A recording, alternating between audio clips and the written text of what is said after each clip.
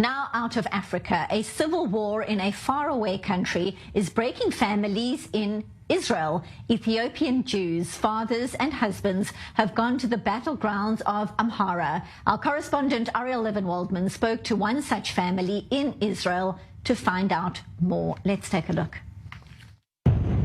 Far away from their Israeli homeland, Israeli citizens fight and die for their birthplace. This was Ayesheshem Yohannes. He emigrated from Ethiopia about 20 years ago, but returned to fight in the African nation's bloody civil wars. 2 weeks ago, he died in Amhara.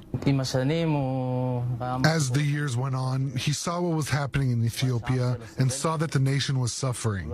He couldn't stay out anymore. So he went over to fight against the government. He joined the Fano militia and quickly rose to the ranks. Ayesheshem was a soldier and then a police officer in Israel, and back in Amhara, his experience saw him leading over 1,000 Fano militiamen.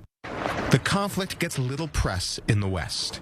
Ethiopia has been in a state of civil war since 2018, and this month the government attempted to disarm the Fano militia, their former ally, reigniting the conflict in Amhara. For many Israelis, this faraway fight is too close to home. It was very important to him, even more than his children or his family. It was his homeland. He still had family that remained in Ethiopia, and they had military background. They had always fought for their homeland and to do good. There are 165,000 Ethiopians in Israel. Most have lived here for decades, but that doesn't mean that their hearts or families are undivided between their former and their current homes, especially when the news from their relatives is so grim. They say the situation is not good. The government is just killing people, innocent people, women, the elderly. My family feels the danger. They feel there's no one to stop the government. No one is in control. There is nothing. It is impossible to live that way. That led Ayesheshem to leave his wife and children and travel to an active war zone, torn between the family he built, safe in Israel's center, and the family he came from, vulnerable to war. My father wanted peace in general.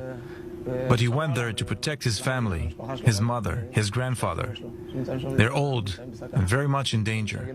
They need someone to protect them. The Israeli state has done limited rescue missions so far, earlier in the month flying about 200 Israeli citizens and Jews out of Ethiopia and to Israel. But they have ruled out further rescues, as the state looks to address just who counts as Jewish and qualifies to enter, and who will be left behind. To many Ethiopians, this is not a matter of policy. Rather, it's about the lack of interest the rest of the world has had on the war that shattered their lives. I want the whole world to know what's going on over there. They're just killing people, murdering like it's nothing, and the world is silent. There's nothing at all in the media. Compare that to other wars like Ukraine, where there's wall-to-wall coverage, but on Ethiopia, there's barely a word.